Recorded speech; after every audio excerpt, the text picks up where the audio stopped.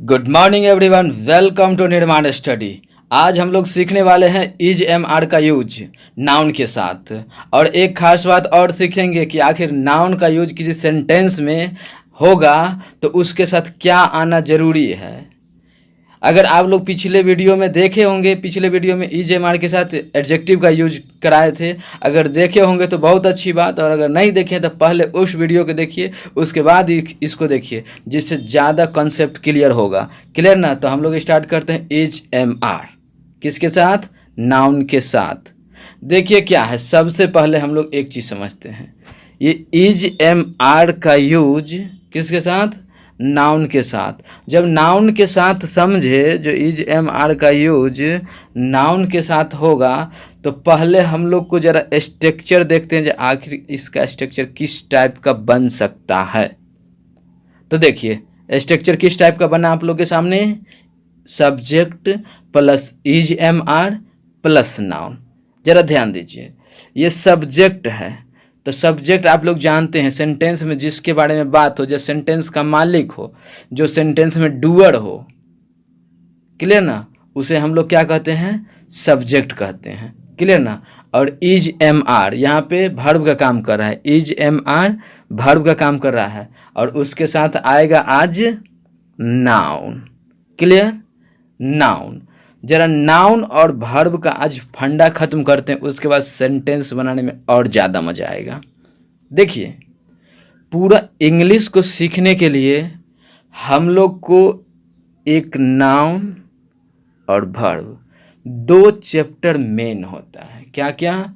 Noun का chapter और verb का चैप्टर। याद रहे, अगर नाउन का चैप्टर क्लियर हो गया ना, तो आपको पार्ट्स ऑफ स्पीच का उधर का फंडा खत्म हो जाएगा। जैसे नाउन से ही जुड़ा हुआ प्रोनाउन, प्रोनाउन फिर नाउन से ही जुड़ा हुआ एडजेक्टिव, नाउन से ही जुड़ा हुआ एडवर्ब, नाउन से ही जुड़ा हुआ कंजंक्शन, नाउन से जुड़ा हुआ है इंटरजेक्शन, और सारा का सारा प्रीपोजिशन वगैरह सब किससे जुड़ा हुआ है? नाउन से ही जुड़ा हुआ है। और इधर अगर वर्ब का फंडा खत्म हो गया तो वर्ब से जुड़ा हुआ टेंस, टेंस तो वॉइस, वॉइस तो नरेशन। तो वर्ब का फंडा तो इधर वाला क्लियर, और नाउन का फंडा क्लियर तो उधर पार्ट्स ऑफ स्पीच का क्लियर। जैसे क्या आज हम लोग को समझना है, पहले नाउन और वर्ब। जरा नाउन के बारे में मोटा मोटी बात कर लेते हैं। देखिए, नाउन के बारे में याद रखिए, नाउन इज नेमिंग वर्ड। क्या? नाउन इज नेमिंग वर्ड, है ना। या फिर ये याद रखिए, अगर वो याद नहीं रहे तो any name is called noun. Any name is a noun, किसी भी नाम को नाउन कहते हैं। अगर ये भी नहीं याद रहे तो दूसरा याद रखिए, the word that stands for name is called noun. जो शब्द नाम पे आधारित है उसे नाउन कहते हैं। क्लियर? चलिए, अब नाउन जो है, नाउन इस दुनिया में जो हुआ, ये आखिर नाउन कितने तरह का होता है? तो जो है याद पहले वाला उसको भूल जाइए, क्योंकि जो बता रहे हैं उस पर ध्यान दीजिए। एक नाउन होता है काउंटेबल, काउंटेबल, और एक होता है अनकाउंटेबल, अनकाउंटेबल। क्लियर ना? नाउन कितने तरह के आज से याद रखिए? दो तरह के, एक काउंटेबल और एक अनकाउंटेबल। मतलब इस दुनिया में जो भी नाम है उसे नाउन कहते हैं, और उस नाम को या तो उस चीज़ को या तो गिन सकते हैं या तो नहीं गिन सकते हैं।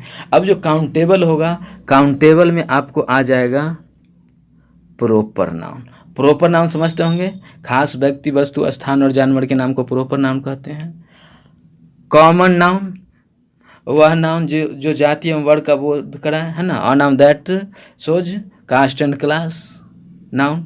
और फिर आ जाएगा ये आप लोग का कलेक्टिव नाउन, जो नाउन भीड़ भाड़ को दिखाए, है ना। A noun that shows collection, collective noun. Clear? अब आगे अनकाउंटेबल नाउन में, अनकाउंटेबल नाउन में दो आता है। एक आता है मटेरियल। कौन सा आता है? एक मटेरियल नाउन, है ना, जिसे मापा या तौला जाए, है ना। A noun that can measure or weight but can not be counted, है ना, उसे क्या कहेंगे? मटेरियल नाउन कहेंगे। और इसी में आ जाता है, अनकाउंटेबल में ही आ जाता है एब्स्ट्रैक्ट नाउन, है ना। A noun that can neither be seen nor be touched but can be felt is called abstract noun. तो बात समझ में आ गया, और नाउन का फंडा। जो नाउन है, जो इस दुनिया में दो तरह के, एक काउंटेबल और एक अनकाउंटेबल। काउंटेबल में आ गया प्रॉपर नाउन, काउंटेबल में आ गया कॉमन नाउन, काउंटेबल में ही आ गया कलेक्टिव नाउन। लेकिन अनकाउंटेबल में क्या आया? मटेरियल नाउन और एब्स्ट्रैक्ट नाउन। क्लियर? चलिए, दूसरा आ गया अब वर्ब।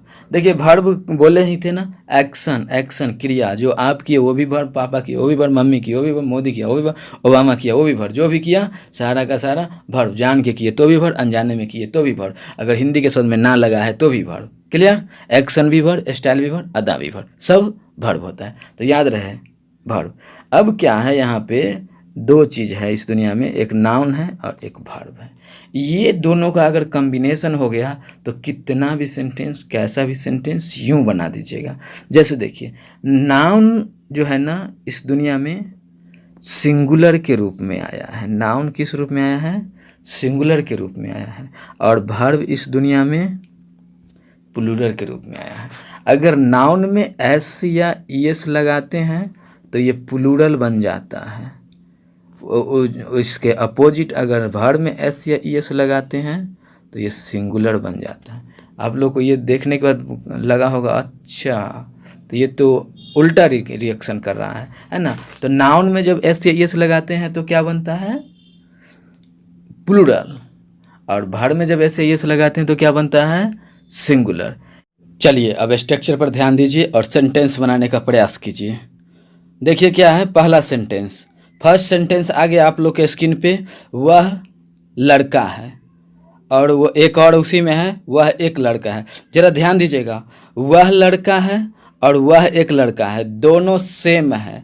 अब दोनों का इंग्लिश भी सेम होगा, दोनों का इंग्लिश जैसे वह लड़का है उसका भी English he is a boy होगा। क्लियर ना? और वह एक लड़का है उसका भी English he is a boy होगा। अब कुछ लोग को लगेगा क्या क्या बात करते हैं सर जी, वह के लिए तो ही आया, इज के लिए है के लिए तो इज आ गया, लड़का के लिए तो बॉय आ गया। यहाँ दूसरा में एक है तो ए आएगा, नहीं है तो एक नहीं आएगा। याद रहे, देखिए दुनिया के किसी भी सेंटेंस में याद रखना क्या है, जो आपका सिंगुलर हो, सेंटेंस में नाउन अगर सिंगुलर हो, काउंटेबल हो, क्लियर ना, सिंगुलर काउंटेबल नाउन हो तो उसके साथ उससे पहले आर्टिकल ए या एन का यूज करते हैं। तो क्या याद रखिएगा, सिंगुलर काउंटेबल नाउन हो तो क्या करेंगे? आर्टिकल ए या एन का यूज करेंगे। अगर नहीं करेंगे तो सेंटेंस गलत हो जाएगा। अगर यहाँ पे बॉयज रहता तो ए का यूज नहीं करते, है ना। तो ये नहीं, हिंदी से इंग्लिश नहीं होता है, इंग्लिश अलग लैंग्वेज है, हिंदी अलग लैंग्वेज है। और हिंदी से इंग्लिश करने के चक्कर में लोग पढ़ते रह जाते हैं, सीख नहीं पाते हैं। तो हम लोग को पढ़ना नहीं है, सीखना है। तो सीखने पे ध्यान दीजिए। वह लड़का है तो भी ही इज अ बॉय, और वह एक लड़का है तो ही इज अ बॉय। आशा करते हैं समझ में आ गया होगा। चलिए अगर आप लोग को बोले इसका निगेटिव बनाने के लिए तो ज़रा इसका निगेटिव बनाइए। तो वह एक लड़का है, उसका हिंदी क्या हो जाएगा? वह एक लड़का नहीं है, या वह लड़का नहीं है, वह लड़का नहीं है, या वह एक लड़का नहीं है। ज़रा बनाइए हिंदी इंग्लिश जल्दी। तो क्या बनेगा? He is not a boy. क्या बनेगा? He is not a boy.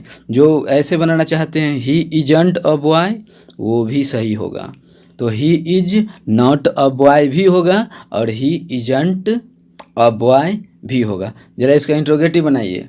क्या वह एक लड़का है, या क्या वह लड़का है? जल्दी। तो क्या बन जाएगा? पहले क्या वाला, जब भी क्या से सेंटेंस स्टार्ट हो तो जो भी सेंटेंस में हेल्पिंग वर्ब हो ना उसे पहले करेंगे। तो इज हमारे को पहले कर लेंगे यहाँ पे। तो इज ही, उसके बाद सब्जेक्ट, अब उसके बाद उसके बाद बॉय।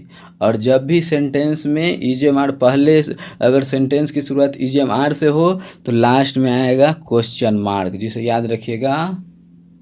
सेंटेंस के लास्ट में क्या आ जाएगा? क्वेश्चन मार्क आ जाएगा। क्लियर? चलिए नेक्स्ट सेंटेंस इसी का बनाइए। क्या वह एक लड़का नहीं है? क्या वह एक लड़का नहीं है, या दूसरा भी हिंदी हो सकता है, क्या वह लड़का नहीं है। तो बनाइए क्या बनेगा? Is he a boy. क्या बन जाएगा? इज ही अ बॉय, और वही क्वेश्चन, इज लड़का नहीं है ना, तो is he not a boy. क्या हो जाएगा? Is he not a boy. या इसको कैसे भी कर सकते हैं, इजंट ही अ बॉय, कुछ भी कर सकते हैं।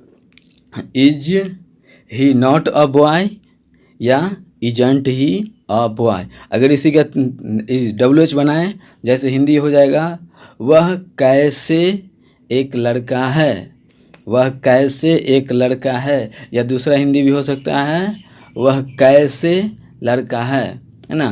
तो क्या बनेगा, how is he a boy, how is he a boy, how is he a boy, है ना। और लास्ट में आएगा क्वेश्चन मार्क। कभी भी सब्जेक्ट से पहले अगर वर्ब हो जाए, है ना, खासकर हेल्पिंग वर्ब हो जाए, तो क्या आएगा लास्ट में, क्वेश्चन मार्क आता है। क्लियर। नेक्स्ट देखिए, अगर इसका WH निगेटिव बनाना चाहें तो क्या बनेगा, जैसे बोले वह कैसे एक लड़का नहीं है, या वह एक लड़का कैसे नहीं है, तो क्या बनेगा, how is he not a boy, how is he not a boy, और वही क्वेश्चन मार्क लास्ट में। इसको ऐसे भी कर सकते हैं, how isn't he a boy. तो आज जितना भी सेंटेंस करेंगे उस सारे का negative, interrogative, interrogative negative, WH negative, आप लोग अपने मन में प्रैक्टिस कीजिएगा, मन में प्रैक्टिस कीजिएगा। चलो जितना सेंटेंस देंगे सारे का, जिससे क्या हो जाएगा, आप लोग को लिखना बोलना सारा आ जाएगा सेंटेंस। क्लियर। चलिए, तो इसका क्या हो जाएगा, WH निगेटिव क्या हो जाएगा, how isn't he a boy भी हो सकता है, और how is he not a boy भी हो सकता है। नेक्स्ट क्वेश्चन, नेक्स्ट एग्जाम्पल देते हैं। देखिए, जैसे देखिए आ गया, यह एक कलम है, तो यह एक कलम है तो भी, और यह कलम है तो भी, दोनों का इंग्लिश क्या हो जाएगा, दिस इज अ पेन। अब इसका भी निगेटिव अपने मन में सोचिए, इंट्रोगेटिव अपने मन में सोचिए, WH निगेटिव, है ना, सारा सोचिए। और नहीं समझ में आए तो पिछला वीडियो जो था IJMR का, उससे हेल्प लीजिए, वहाँ बहुत क्लियर करके बताए हैं। नेक्स्ट देखिए,